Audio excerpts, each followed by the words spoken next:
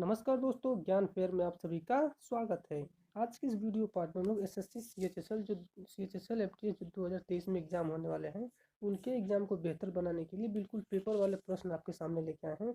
इस वीडियो में हम लोग एमसीक्यू के साथ विश्लेषण भी देने वाले हैं आपको, मतलब एमसीक्यू क्वेश्चन भी होगा, उसके साथ जो आपका एडिशनल जानकारी है वो सभी आपके सामने प्रस्तुत किए जाएंगे। क्योंकि हमारा उद्देश्य है अब की बार एसएससी पार। ठीक, पेपर आप लोग जानते हैं मार्च अप्रैल से शुरू हो रहा है, इसलिए हम आपकी तैयारी को अभी से बेहतर बनाने के लिए लगे हुए हैं। आप क्या करिए, अभी से बस पढ़ना स्टार्ट कर दो। आप पढ़ते रहिए, जितना आपको समझ में आए समझते रहिए, जो नहीं आए कमेंट बॉक्स में पूछते रहिए। 100% पेपर ऐसे ही आते हैं और ऐसे ही आएंगे, हमारी उम्मीद है। ये हमारी दूसरी सीरीज है, इससे पहले एक सीरीज और हमने दे रखी है। आप चाहे तो उसको देख लें, समझ लें, पढ़ लें, उसके बाद दूसरी सीरीज पे नहीं तो आप दूसरी से भी कंटिन्यूस कर सकते हैं। ठीक, लेकिन हम लोग चलते हैं अपने क्वेश्चन पे देर न करते हुए। वीडियो पसंद आएगी तो लाइक कर दीजिएगा और सब्सक्राइब कर दीजिएगा। पहला क्वेश्चन आपका, मार्स ऑर्बिटल मिशन का लॉन्च वाहन था, अर्थात जो मार्स ऑर्बिटल लॉन्च किया गया था उसका लॉन्चर कौन था? तो आप जानते हैं कि लॉन्च किया गया था PSLV C-25 के द्वारा। किसके द्वारा? PSLV C-25 के द्वारा लॉन्च किया गया। थोड़ा मार्स ऑर्बिटल के बारे में समझ लेते हैं। तो मार्स ऑर्बिटल को मंगल मिशन भी कहते हैं, क्योंकि किसके द्वारा? भारतीय अंतरिक्ष अनुसंधान इसरो के द्वारा 5 नवंबर 2013 को प्रक्षेपित किया गया था। ठीक, किसको? मार्स ऑर्बिटर अर्थात मंगल मिशन को इसरो के द्वारा 5 नवंबर 2013 को भेजा गया था। इससे ध्रुवीय उपग्रह प्रक्षेपण यानी PSLV C-25 प्रक्षेपण द्वारा भेजा गया था। किसके द्वारा? PSLV C-25 के द्वारा भेजा गया। देखिए हमने क्या किया है, एडिशनल जानकारी को यहाँ लिख के लेके आ गया, क्योंकि हम अगर ऐसे लिखते कि जैसे हमने मान लिया लिखो मार्स, तो ये सही से लिख भी नहीं पाएगा, सब सही से आप पढ़ भी नहीं पाएंगे। इसीलिए हमने लिख के लाया कि आपको PDF में सारी चीज़ें मिल जाएंगी। दूसरा क्वेश्चन, निम्नलिखित में से उत्पादन के कारण कारक में क्या शामिल नहीं? तो जो उत्पादन का कारक होता है, मान लीजिए आपको कोई भी चीज़ उत्पादन करना है तो आपको सबसे पहले क्या चाहिए? भूमि चाहिए। ठीक, आपके पास भूमि चाहिए, भूमि के साथ साथ आपको भूमि में बीज डालने के लिए पैसे चाहिए। तो पहला हो गया आपका भूमि। ठीक, मतलब कि भूमि हो गया, भूमि में बीज डालने के लिए आपको पैसे चाहिए। अब बीज डालने के लिए आपको इसमें मेहनत भी करना पड़ेगा, खोदना पड़ेगा, इसमें तो आपको श्रम भी करना पड़ेगा, लेकिन इसमें कर की कोई आवश्यकता नहीं है। ठीक, इसमें पूंजी, श्रम और भूमि की तो आवश्यकता है, क्या शामिल नहीं है? तो कर इसमें शामिल नहीं है। यही क्वेश्चन पूछ रहा है, बहुत आसानी से समझ लीजिए। तीसरा क्वेश्चन आपका, ब्रिटिश ईस्ट इंडिया कंपनी ने भारत में निम्नलिखित में से कौन सा पहला किला बनवाया था? तो आप लोग जानते हैं ब्रिटिश ईस्ट इंडिया कंपनी ने भारत में फोर्ट सेंट जॉर्ज का किला बनवाया था। कौन सा किला? फोर्ट सेंट जॉर्ज का किला, जिसे हम लोग व्हाइट टाउन या फिर फोर्ट सेंट जॉर्ज का किला भी कहते हैं। जो कब बना था? 1639 ईस्वी में बना था, मद्रास में, जो अब चेन्नई में स्थित है। ठीक, एक बात और भी जान लीजिए, जो फोर्ट जॉर्ज सेंट जॉर्ज के है वो तमिलनाडु की विधानसभा का प्रशासनिक मुख्यालय भी है वर्तमान में। क्या है? तमिलनाडु की प्रशासनिक विधानसभा का मुख्यालय। ठीक, चौथा क्वेश्चन है आपका, निम्नलिखित में से कौन सी नदी पूर्व दिशा में बहने वाली नदी नहीं है? ऐसा कौन सी नदी पूर्व दिशा में नहीं बहती है? तो आप लोग जानते हैं कि वैगई हो गई, स्वर्ण रेखा हो गई, वंशधारा हो गई, तीनों क्या है? पूर्व रेखा में बहती है। लेकिन जो माही नदी है ये आपकी पश्चिम दिशा में बहती है। ठीक, थोड़ा पूर्व दिशा में बहने वाली नदियों को हम लोग देख लेते हैं, पूर्व दिशा में कौन कौन सी नदियाँ बहती हैं।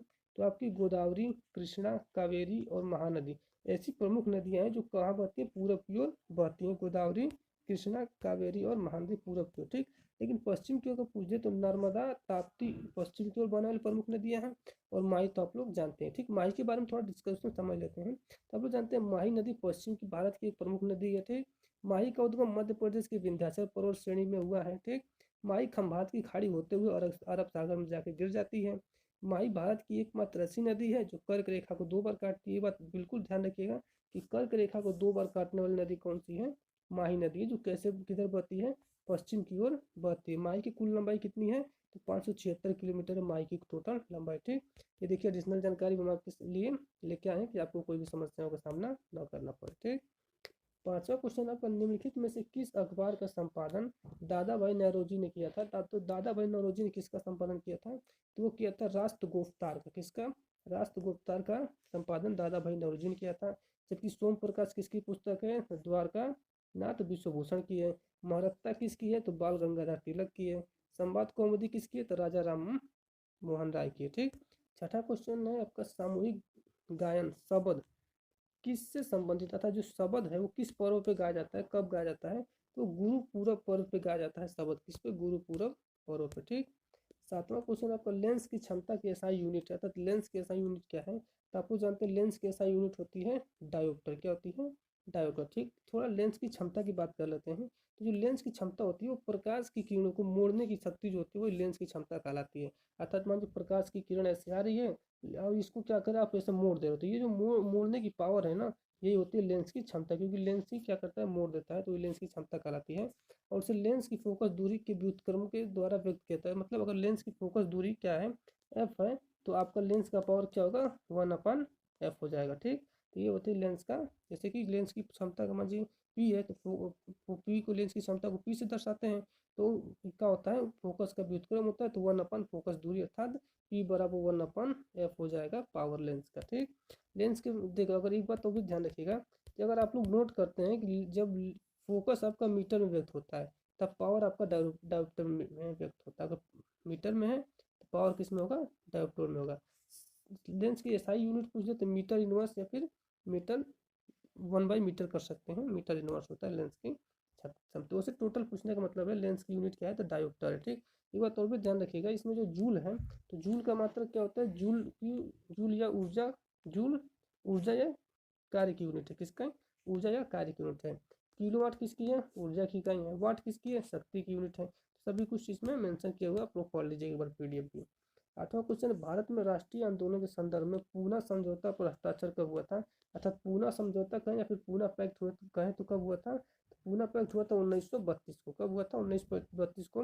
भीमराव अम्बेडकर महात्मा गांधी के मध्य पूना के यरवदा सेंट्रल जेल में 24 सितंबर 1932 को हुआ था। कब हुआ था, 24 सितंबर 1932 को हुआ था यरवदा जेल में। ठीक, एक बात और भी ध्यान रखिएगा, अंग्रेज सरकार ने इस समझौते को सांप्रदायिक पंचायत में संशोधन के रूप में अनुमति प्रदान की। बात ये भी क्वेश्चन पूछ सकता है कि किस समझौते को अंग्रेजी सरकार ने सांप्रदायिक पंचायत में संशोधित किया था, तो आप लोग बोलेंगे पूना पैक्ट को, अर्थात पूना समझौता को 1932 वाले, महात्मा गांधी भीमराव अम्बेडकर। नौवां क्वेश्चन, 2011 की जनगणना के अनुसार निम्नलिखित राज्यों में से किस राज्य में सर्वाधिक ग्रामीण आबादी है। तो आप लोग जानते हैं सबसे ज़्यादा ग्रामीण आबादी आपको उत्तर प्रदेश में, कहाँ है, उत्तर प्रदेश के। तो उत्तर प्रदेश की बात है, थोड़ा उत्तर प्रदेश को समझ लेते हैं। बात करते हैं उत्तर प्रदेश। उत्तर प्रदेश आप लोग जानते हैं कि जनसंख्या में सबसे ज़्यादा जनसंख्या उत्तर प्रदेश में है। सीट भी सबसे ज़्यादा उत्तर प्रदेश में, जैसे कि लोकसभा की सीट 80 हो जाती है, राज्यसभा की 31 सीट हो जाती है, विधानसभा की 403 सीट हो जाती है। सबसे ज़्यादा सीट उत्तर प्रदेश में। उत्तर प्रदेश का एकमात्र ऐसा उच्चतम न्यायालय है प्रयागराज, जो एशिया का सबसे बड़ा उच्च न्यायालय है। प्रयागराज उच्च न्यायालय एशिया का सबसे बड़ा, जिसको इलाहाबाद उच्च न्यायालय पहले बोला जाता था, अब नाम चेंज हो गया। ठीक, उत्तर प्रदेश का एकमात्र ऐसा सोनभद्र जिला है जो जो अपने देश में अर्थात भारत के ही 4 जिलों को स्पर्श कर, 4 क्षेत्र, ऐसा एकमात्र जिला जो भारत के 4 राज्यों को से सीमा स्पर्श करता है। कौन कौन से, मध्य प्रदेश, छत्तीसगढ़, झारखंड और बिहार। तो जो आपका सोनभद्र जिला ये 4 राज्यों से सीमा बनाता है, मध्य प्रदेश, छत्तीसगढ़, झारखंड और बिहार से। ठीक, उत्तर प्रदेश का क्षेत्रफल मान लीजिए आपसे कोई पूछ रहे हैं तो आप बताएंगे 2,40,928 वर्ग किलोमीटर है।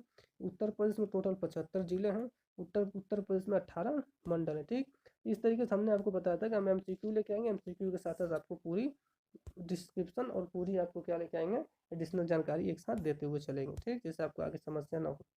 10वां क्वेश्चन, आपका पुस्तक एच.बी. चाइल्ड मैटर्स का लेखन किसने किया था। आप लोग जानते हैं एच.बी. चाइल्ड लेखन किसका है, किसने किया था, तो ये कैलाश सत्यार्थी की पुस्तक है एच.बी. Child matters. ठीक, जबकि जवाहरलाल नेहरू की डिस्कवरी ऑफ इंडिया है। चेतन भगत की 5.7, one nights and the call of centre, the 3 mistakes of my life, ये किसकी है, चेतन भगत की है। अरुणा सैफी की अरुणा सैफी की कौन सॉरी कौन सी पुस्तक है, द वर्ल्ड ऑफ पाथवा है अरुणा सौरी की पुस्तक। ठीक, अगला क्वेश्चन आपका 11 नंबर है, निम्नलिखित में से भारत के किस वैज्ञानिक का संबंध क्रेस्कोग्राफ के आविष्कार से है। अर्थात क्रेस्कोग्राफ का आविष्कार किसने किया था, तो आप लोग जानते हैं क्रेस्कोग्राफ का आविष्कार जगदीश चंद्र बोस ने किया था। किसने, जगदीश चंद्र बोस ने किया था क्रेस्कोग्राफ का आविष्कार। जगदीश चंद्र बोस पहले ऐसे वैज्ञानिक थे जिन्होंने रेडियो और सूक्ष्म तरंगों की प्रकाश पर कार्य किया। उन्हें रेडियो विज्ञान का पिता भी कहा जाता है, जगदीश चंद्र बोस को। किसको, जगदीश चंद्र बोस को रेडियो विज्ञान का पिता भी कहा जाता है। ठीक, थोड़ा सत्येंद्र नाथ बोस के बारे में जान लेते हैं। तो ये क्या है कि भौतिक शास्त्र में 2 प्रकार के अणु माने जाते हैं। कौन कौन से, एक बोसान और फार्मियन। ठीक, तो जो बोसान है आपका, बोसान सत्येंद्र नाथ बोस के नाम पे ही पड़ा है। किसके, सत्येंद्र नाथ बोस के नाम पे ही बोसान नाम आपका पड़ा हुआ है। 12 नंबर क्वेश्चन है, पोषण के स्वपोषी रूप के लिए आवश्यक था। मतलब पोषण का जो भी स्वपोषी रूप है उसके लिए क्या क्या आवश्यक है, तो आप लोग जानते हैं कि सबसे पहले आपको कुछ भी पोषण करना है, कैसे भी रहना है, तो आपको क्या होना चाहिए, पानी होना चाहिए, प्रकाश होना चाहिए, क्लोरोफिल होना चाहिए, कार्बन डाइऑक्साइड होना चाहिए। तो पोषण के सुपोषी के लिए कार्बन डाइऑक्साइड, पानी, क्लोरोफिल और सूर्य का प्रकाश, ये सभी चीज़ें होनी चाहिए। ठीक, अगला क्वेश्चन आपका 13 नंबर है, आर प्रज्ञानंदा किस खेल से संबंधित है? जो आर प्रज्ञानंदा है आप लोग जानते हैं शतरंज से संबंधित, किससे? शतरंज से संबंधित है आर प्रज्ञानंदा। ठीक, 14 नंबर क्वेश्चन आपका, भारत में मौद्रिक नीति किसके द्वारा बनाई जाती है? तो मौद्रिक नीति आप लोग जानते हैं भारतीय रिजर्व बैंक के द्वारा बनाई जाती है। किसके द्वारा? भारतीय रिजर्व बैंक के द्वारा मौद्रिक नीति बनाई जाती है। भारतीय रिजर्व बैंक की बात करें तो स्थापना 1 अप्रैल 1935 को हुई थी। भारतीय रिजर्व बैंक का मुख्यालय मुंबई में है। गवर्नर शक्तिकांत दास है। ठीक, यहाँ पे एक सेबी आया, थोड़ा सेबी को समझ लेते हैं। सेबी की स्थापना 12 अप्रैल 1988 को हुई थी, लेकिन सेबी का जो अधिनियम 1922 में आया था, उसी के तहत सेबी को 30 जनवरी 1922 को मान्यता मिली। सेबी का मुख्यालय मुंबई में है। सेबी के अध्यक्ष अजय त्यागी हैं। ठीक, security board of exchange, security exchange board of India इसका फुल फॉर्म होता है, आप लोग ये भी ध्यान रखिएगा, पूछ लेता है कभी कभी। 15 नंबर क्वेश्चन, भारत के निम्नलिखित में से किस राज्य में सबसे लंबी तटरेखा है? तो आप लोग जानते हैं सबसे लंबी तटरेखा किसकी है? गुजरात की सबसे लंबी तटरेखा, बल्कि केरल के तट को कोरोमंडल तट आप लोग कहते हैं, ये भी जानते हैं। तो गुजरात की तटरेखा कितनी लंबी है? तो 1214.7 किलोमीटर लंबी है गुजरात की तटरेखा। ठीक, ध्यान रखिएगा। 16 नंबर क्वेश्चन आपका, निम्नलिखित में से किस युग्म का सही मिलान नहीं है? सही मिलान नहीं है, आप लोग जानते हैं यक्षगान कहाँ का है? कर्नाटक का है, तो सही है भाई। गरबा कहाँ का है? गुजरात का, ये भी सही है। कुचिपुड़ी आंध्र प्रदेश का, ये भी सही। लेकिन मोहिनीअट्टम उड़ीसा का नहीं है, बल्कि मोहिनीअट्टम कहाँ का है? तो केरल का है आपका मोहिनीअट्टम। उड़ीसा का क्या है? ओडिसी ही है उड़ीसा का, तो वैसे ही आप जान सकते हैं कि उड़ीसा का ओडिसी है। ठीक, ये हो गया 16। 17 नंबर क्वेश्चन आपका, राष्ट्रपति द्वारा कितनी बार देश में राष्ट्रीय आपातकाल की घोषणा की गई है? तो आप लोग जानते हैं राष्ट्रपति द्वारा अब तक टोटल 3 बार राष्ट्रपति के द्वारा राष्ट्रीय आपातकाल लगी, उसके बाद कोई आपातकाल लगेगी। राष्ट्रीय आपातकाल इस अनुच्छेद के द्वारा लगा जाता है, अनुच्छेद 352 के तहत लगाया जाता है राष्ट्रीय आपात, जिसके द्वारा 3 बार अब तक राष्ट्रीय आपात लग चुका है। पहला कब लगा था? तो 26 अक्टूबर 1962 को चीन युद्ध हुआ था। दूसरा लगा था 3 दिसंबर 1971 को पाकिस्तान युद्ध के कारण। तीसरा लगा था 25 जून 1975 को भी पाकिस्तान युद्ध के कारण। इस तरीके से 3 बार हमारे युद्ध और 3 बार राष्ट्रीय आपात लगा था अनुच्छेद 352 के द्वारा। ठीक, 8वां क्वेश्चन आपका, नेशनल डायमंड इंस्टीट्यूट किस राज्य में स्थित है? तो आप लोग या फिर कहाँ स्थित है? तो नेशनल डायमंड इंस्टीट्यूट आपका बड़ोदरा में स्थित है। कहाँ? बड़ोदरा गुजरात में स्थित है नेशनल डायमंड इंस्टीट्यूट है। 19 नंबर क्वेश्चन आपका, निम्नलिखित में से कौन सा कथन लोकसभा के बारे में सही नहीं है? तो आप लोग जानते हैं कि लोकसभा के बारे में सही नहीं पूछ रहा है, तो केंद्रीय मंत्रिपरिषद सामूहिक रूप से लोकसभा के प्रति उत्तरदायी होता है, ये तो बात सही है भाई। कोई विधेयक धन विधेयक है या नहीं, इस पर प्रश्न विपक्ष के नेता अंतिम का निर्णय होगा, ये गलत बात है। कोई भी प्रश्न धन विधेयक है या नहीं, इसका निर्णय विपक्ष का नेता लेगा, यही गलत बात है। ठीक, ये पूछता है कौन सा गलत है। ठीक, ये बता के हम लोग को आगे बढ़ना है। 20वां क्वेश्चन आपका, लोक संगीत मांड किस राज्य से संबंधित है? तो आप लोग जानते हैं जो मांड लोक संगीत है वो राजस्थान से संबंधित है। कहाँ से? राजस्थान से। उत्तर प्रदेश का कौन सा? नौटंकी, चरकुला और रामलीला, ऐसे करके अनेक उत्तर प्रदेश के लोक नृत्य हैं। ठीक, 21 नंबर क्वेश्चन, निम्नलिखित में से कौन सा एक द्वितीयक प्रदूषक है? तो द्वितीयक प्रदूषक आपसे पूछा है, तो आप लोग जानते हैं स्मॉग जो है आपका द्वितीयक प्रदूषक के तौर पे आता है, स्मॉग। ठीक, 22 नंबर क्वेश्चन आपका, स्लोवाकिया की पहली महिला राष्ट्रपति कौन है? तो आप लोग जानते हैं स्लोवाकिया की पहली महिला राष्ट्रपति जुजाना कैपुतोवा। कौन है? जुजाना कैपुतोवा है स्लोवाकिया की पहली महिला राष्ट्रपति, जुजाना कैपुतोवा। ठीक, अगला क्वेश्चन 23 नंबर का है, मुगल काल में संस्कृत से फारसी में अनुवादित महाभारत को किस नाम से जाना जाता है? अर्थात संस्कृत से फारसी में जो अनुवाद हुआ महाभारत, उसको क्या नाम दिया गया? तो उसको रज्मनामा नाम दिया गया। क्या नाम दिया था? रज्मनामा। ठीक, जिसको किसने अनुवादित किया था? तो बदायूनी ने महाभारत को फारसी में अनुवाद किया था, जिसका पूरा नाम मौलाना अब्दुल कादिर बदायूनी ने महाभारत को फारसी में अनुवाद किया था। वैसे महाभारत की रचना तो वेद व्यास ने किया था। किसने? वेद व्यास ने किया था महाभारत की रचना। ठीक, 24 number question, long walk to freedom किसकी आत्मकथा है? तो आप लोग जानते हैं लॉन्ग वॉक टू फ्रीडम आपकी नेल्सन मंडेला की आत्मकथा है। किसकी? नेल्सन मंडेला की लॉन्ग वॉक टू फ्रीडम। ठीक, 25 नंबर क्वेश्चन आपका, निम्नलिखित में से कौन 15वीं शताब्दी के दौरान असम में वैष्णव संप्रदाय के मुख्य समर्थकों में से एक था? तो वैष्णव संप्रदाय के मुख्य समर्थकों में से एक था 15वीं शताब्दी में, वो शंकर देव थे। कौन?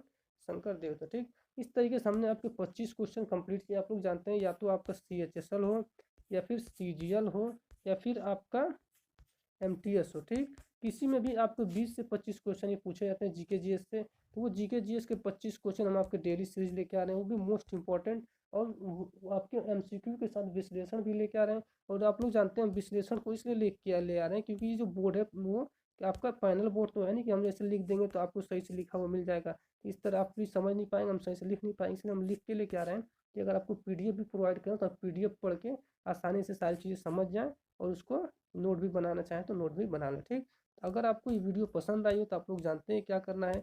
आपको करना है वीडियो को लाइक, शेयर करना चाहते हो शेयर करिए, सब्सक्राइब नहीं किए तो सब्सक्राइब करके भाई का सपोर्ट करिए। और अगर आपको पीडीएफ चाहिए तो पीडीएफ टेलीग्राम पे उपलब्ध है, आप जाइए वहाँ से पीडीएफ डाउनलोड कर लीजिए, नीचे डिस्क्रिप्शन में लिंक दिया हुआ है। फिलहाल आज के लिए इतना ही, धन्यवाद।